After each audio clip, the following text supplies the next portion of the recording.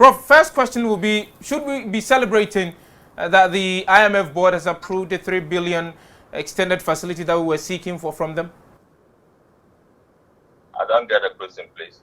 I'm asking whether we should be celebrating as a state that the IMF board has approved the 3 billion US dollar extended facility that we were requesting from them.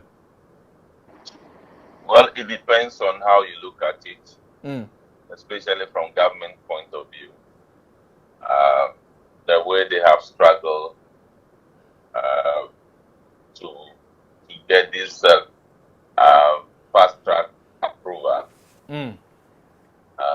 they can look at themselves and say that we have worked tirelessly through frustration, rejection by some diplomatic communities, and accepted by some.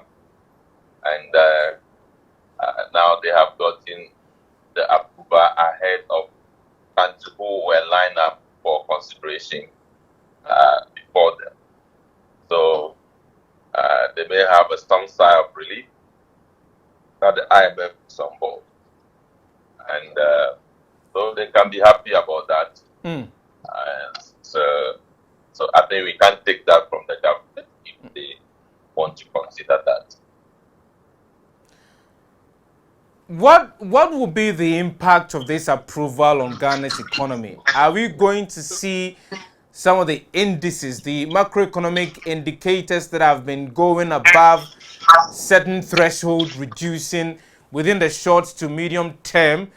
What will be the impact on the ordinary Ghanaian that the government or the state has promised that if this bailout facility is approved, it will bring some respite into their lives?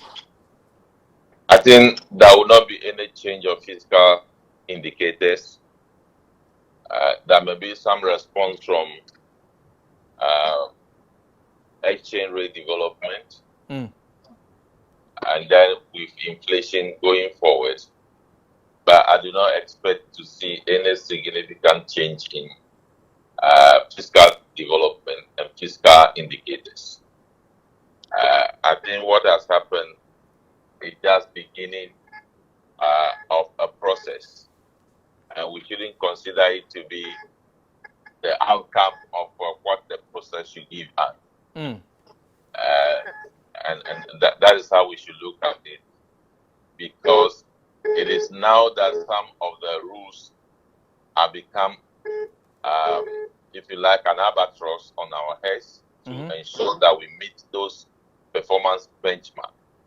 If we don't meet the performance benchmark and we are not passed at the semi-annual performance review level, that will be worse for the economy than having an IMF program. Mm.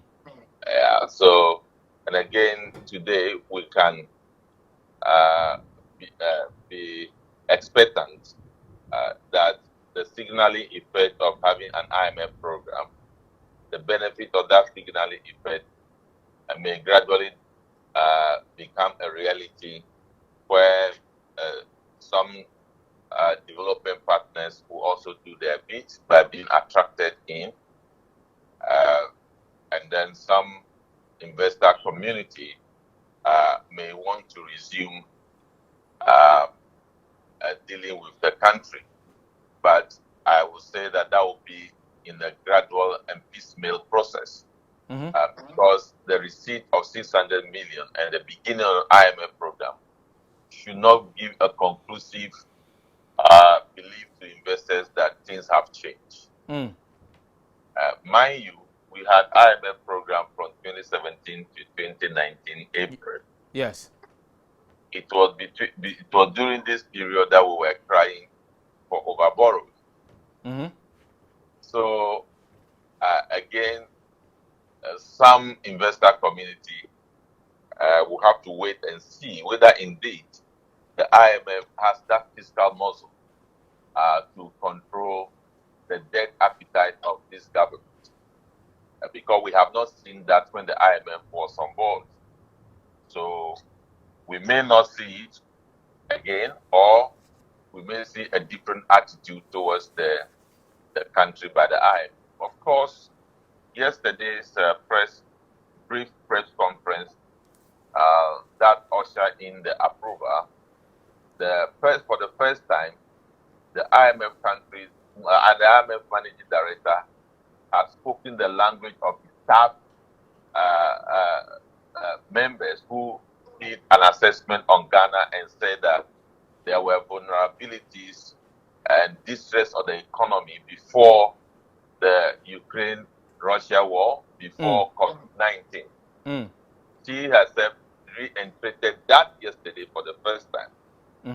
So that may mark a shift from the pampering to a more serious engagement, perhaps better than what was seen during the 2017 to 2019 IMF engagement. So it seems as if there were variations in the statement given by the IMF prior to and after the board approval, because at the point in time, the IMF stated that they will hasten to ensure Ghana gets approval, and one of the reasons they were citing was the fact that the Russia-Ukraine war, the COVID-19 pandemic has had a direct toll on Ghana's economy. But now there seems to be an acceptance of the fact that prior to even 2019, the economy used to be in a dire strait. Now, should we have confidence in this program in restructuring how our economy operates? Well, the purpose of the program is not to restructure our economy. Restructuring an economy is based on the pragmatic programs that the country developed for itself.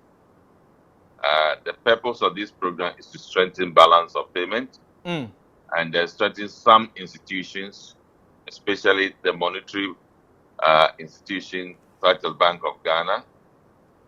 So those are the critical components of the program, and also to strengthen revenue generation by strengthening the capacity of revenue institutions and fiscal authorities.